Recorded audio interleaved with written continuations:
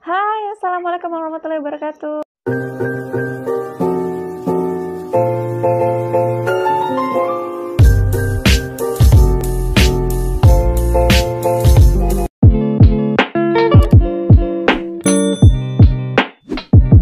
Teman-teman sekalian, balik lagi di channel aku, Ganini Randika. Buat yang baru aja bergabung di channel aku ucapkan selamat datang, welcome to my channel. Yeay, kalian menemukan channel yang isinya random, kadang soal masak, kadang soal apa gitu ya. Oke, di kesempatan kali ini aku bakalan sebut pojok informasi. Jadi di pojok informasi ini aku bakalan memberikan informasi kepada teman-teman sekalian yang tentunya insya Allah akurat, karena memang kebetulan aku bahas bidang ini, bukan sih, aku bekerja di bidang ini dan sedang melakukan ini. Gimana sih, itu biasa aja bahasanya. Oke, di episode kali ini aku bakalan bahas tentang apa itu BPUM, kemudian siapa aja target BPUM itu, kemudian bagaimana sih cara pengajuannya, lihat cantik kan. Selanjutnya bagaimana cara pencairannya, dan juga apakah dana ini sudah tepat sasaran atau belum. Kalau kalian semua penasaran sama video, jangan lupa like, comment, dan yang paling pasti subscribe channel ini supaya terus berkembang, supaya terus maju bersama-sama kalian semua, karena semuanya tidak akan bisa aku capai tanpa bantuan dan juga support kalian semua ya teman-teman sekalian.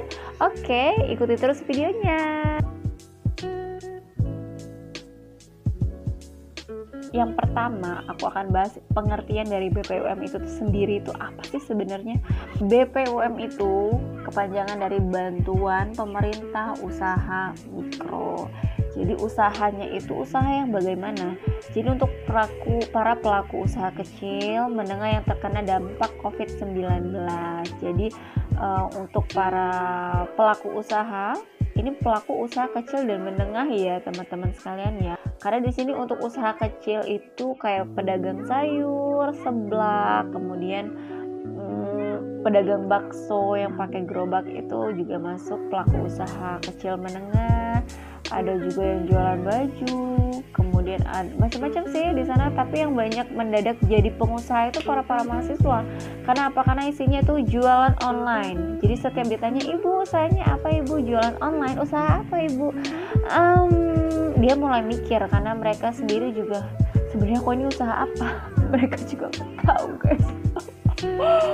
Oke, kenapa aku yang sedih? Ini untuk sekilas pengertian tentang BPUM ya. Intinya kalau ada yang menyebut bantuan UMKM, kemudian tapi ini berbeda sama bantuan prakerja ya. Ini BPUM itu hanya untuk bantuan presiden, disalurkan melalui rekening tabungan dan ditujukan ke bank-bank tertentu. Biasanya bank BUMN, untuk sementara ini ada Bank BRI, Mandiri, dan BNI, BRI, dan lain-lain. Oke, itu dia untuk sekilas pengertian dari BPUM. Walaupun gak jelas-jelas amat, tapi kalian pasti tahu tentang BPUM ini ya. Oke, selanjutnya adalah siapa saja target dari BPUM. Tentunya semua pelaku UKM dong, ya kan? Karena usaha kecil menengah. Nah, untuk pelaku UKM itu UKM yang bagaimana? Ya tentunya warga negara Indonesia. Nah, yang paling penting yang pasti selalu ditanyakan oleh pihak bank itu adalah tidak sedang menikmati fasilitas KUR. Apa itu KUR? Kredit usaha rakyat yang diberikan oleh pihak bank. Karena untuk KUR itu kenapa salah satu alasan kenapa BPUM itu tidak diberikan kepada yang sudah menikmati fasilitas KUR, karena KUR itu dia bentuknya pinjaman bersubsidi. Jadi kalau misalkan teman-teman sekalian sudah menikmati subsidi dari pemerintah, terus dapat lagi bantuan, waduh double dong, bagi-bagi sama yang lain gitu ya. Jadi untuk yang sudah menikmati KUR ya udah nikmati aja dulu subsidinya, toh bunganya kan kecil dan juga usahanya dimodali, walaupun emang dananya harus dikembalikan tapi jauh lebih besar daripada BPUM. Kalau BPUM hanya satu kali. Jadi untuk BPUM yang kali ini jumlahnya kan lebih kecil. Kalau tahun 2020 itu 2.400.000, yang tahun 2021 ini itu hanya Rp1.200.000. Tuh, dana cuma-cuma loh, dikasih sama pemerintah. Setelah masuk ke dalam kategori tidak sedang menikmati fasilitas pinjaman KUR, selanjutnya dia juga wajib memiliki NIK. Warga negara Indonesia wajib memiliki NIK dong. Ya dong ya. Selanjutnya untuk usaha itu lebih kurang 1 tahun. Kalau untuk kategori ini sih itu udah di bagian RT ya yang menyaring. Bagian RT yang sudah lebih tahu persis bagaimana masyarakatnya, usahanya sudah berapa lama, itu bagian mereka lah ya yang mengurus, yang menyaring. Selanjutnya ini juga penting karena dia bukan ASN. Apa itu ASN? Aparatur sipil negara seperti PNS gitu ya. Ya PNS apa aja, yang penting dia PNS gitu. Dan juga tidak boleh TNI, Polri, BUMN dan BUMD. Ya, kalau misalkan istrinya yang bekerja sebagai TNI dan yang saya sebutkan tadi, boleh nggak? Ya boleh. Itu kan udah masuk kategori. Dia bukan ASN, dia bukan TNI, dia bukan Polri, bukan BUMN, bukan BUMD. Tak hanya saja pasangannya yang bekerja di sana, sedangkan kitanya itu adalah pelaku usaha mikro karena targetnya ada pelaku usaha mikro. Oke, untuk targetnya dan ya sampai sana. Kalaupun ada yang mau ditanyakan nanti boleh, terserah di komentar juga boleh, nanti aku akan usahakan balas satu-satu ya. Bagaimana pengajuannya? Untuk pengajuannya balik lagi kita dari targetnya. Kita ambil dari target. Targetnya itu adalah warga negara Indonesia. Jadi untuk pengajuannya ya harus yang warga negara Indonesia, memiliki NIK. Kemudian nanti dia ada form yang harus diisi, ada nama lengkap, tanggal lahir, usahanya, nomor handphone. Nah, untuk pengisiannya ini itu diberikan kepada para pengusul Banpres siapa saja. Misal dinas koperasi, kemudian ada pegadaian, kemudian dinas-dinas lain. Dan yang paling penting untuk pengajuan ini teman-teman sekalian, tidak dipungut biaya. Ingat, tidak dipungut apa? Biaya. Jadi tidak memperbolehkan kepada para penerima BPUM untuk memberikan imbalan kepada pihak manapun, termasuk pada orang-orang yang sudah mengurus BPUM-nya. Oke, harus cerdas dong. Ini kan bentuknya bantuan. Dan yang mengurus juga udah ada gajinya, udah pasti, ya kan? Nah, untuk pengajuannya ini dia ada online dan juga secara offline. Kebetulan di provinsiku, di Provinsi Bengkulu itu tidak ada pengajuan online-nya. Hanya ada setauku pengajuan offline-nya.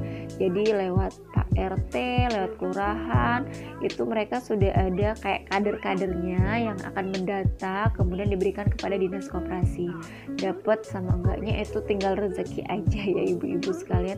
Karena memang untuk kategori BPUM ini beberapa kadang ada yang benar-benar membutuhkan juga tidak dapat, dan saya juga kurang mendalami tentang itu kenapa tidak dapat, apakah ada kesalahan di NIK-nya, apakah usahanya, apakah seliknya, I don't know.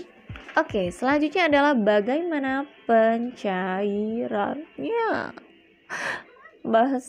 Kalau udah bahas bagaimana pencairannya ini udah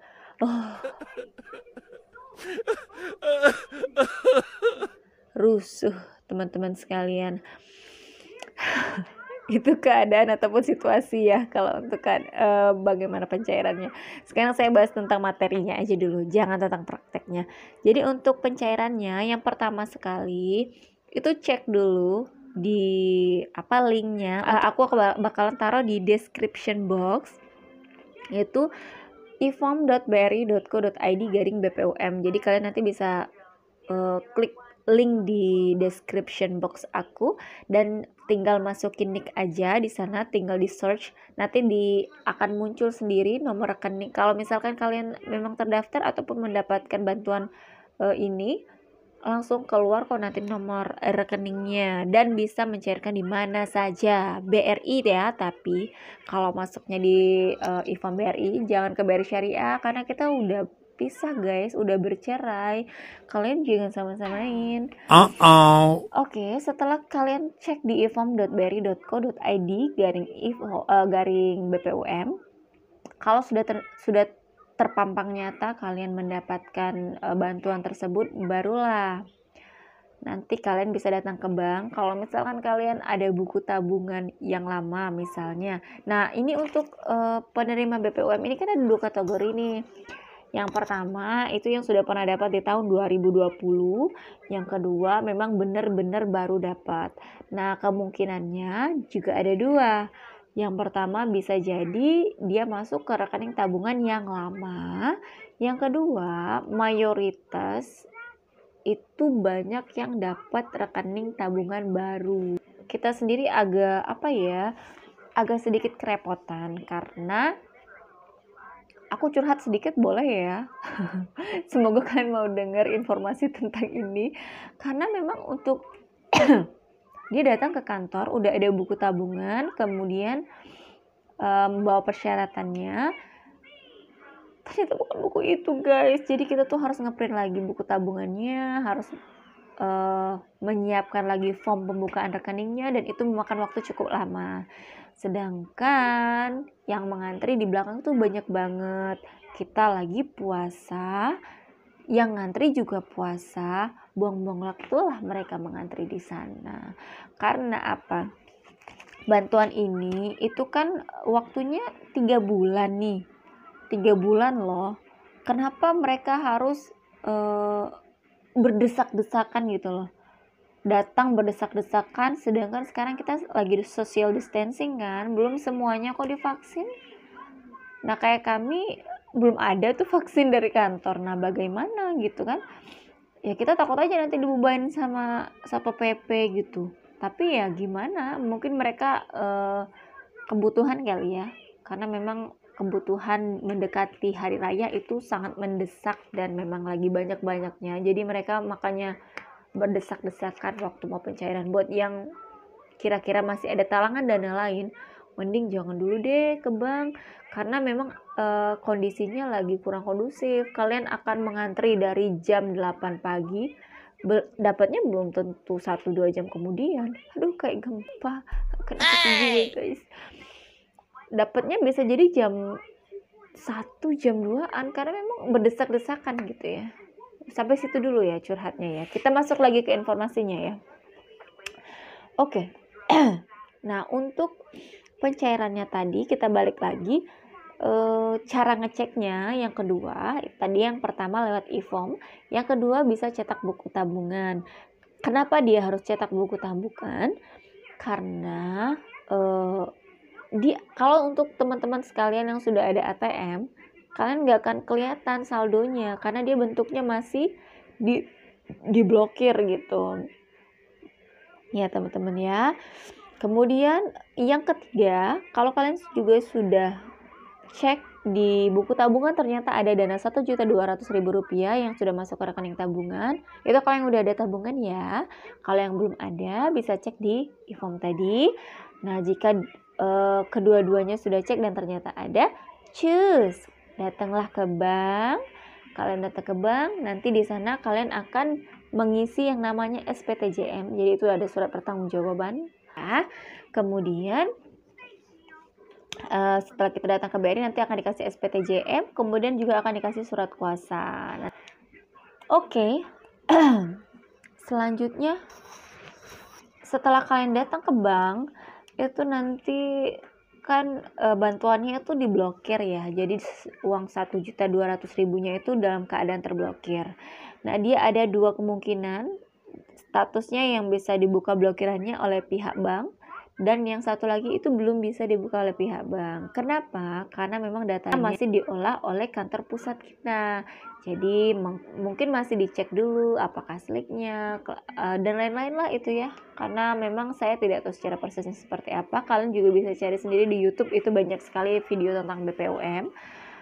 Jadi nanti 2 kemungkinan, bisa langsung dibukakan blokirnya, dan yang satu lagi biasanya menunggu dulu untuk bisa dibuka blokirannya. Dia itu ada 2 ya. Yang satu itu MB, yang satu itu HG. Nah, untuk yang MB itu belum bisa dibuka blokirannya karena memang lagi diolah datanya oleh pihak kampus. Mungkin ada beberapa yang sedang ditelusuri. Jadi ditunda dulu pengambilannya dan belum bisa kita buka. Memang untuk status MB kita belum bisa buka. Nah, yang kedua itu status HG. Untuk HG itu memang kita bisa langsung buka di unit kerja manapun dengan membawa SPTJM dan juga surat kuasanya. Oke, jangan lupa. Kemudian, aku juga mau jelasin ke teman-teman sekalian untuk pencairan. Nah, untuk pencairan dana BPUM ini kita nggak bisa memaksa ya teman-teman sekalian. Kenapa tidak bisa memaksa? Karena memang ada kategori-kategorinya. Dari kategori-kategori yang disebutkan di SPTJM dan juga surat kuasa itu harus teman-teman baca terlebih dahulu, ibu-ibu tepatnya dan bapak-bapak, karena itu kan udah ditanda tangan tuh. Seharusnya sebelum tanda tangan baca dulu secara detail apa saja isinya. Makanya saya merasa bahwa ini kayaknya memang penting untuk disampaikan, karena yang namanya mendapatkan uang itu terkadang mengabaikan segala bentuk resiko, mengabaikan segala bentuk yang kira-kira bakalan terjadi kalau misalkan saya tuh ternyata nggak masuk apa sih namanya ya, bukan orang yang tepat untuk menerima bantuan ini. Nah, itu ada resiko-resikonya. Kalau nerima uang kan biasanya iya, ini ya Pak ya, iya.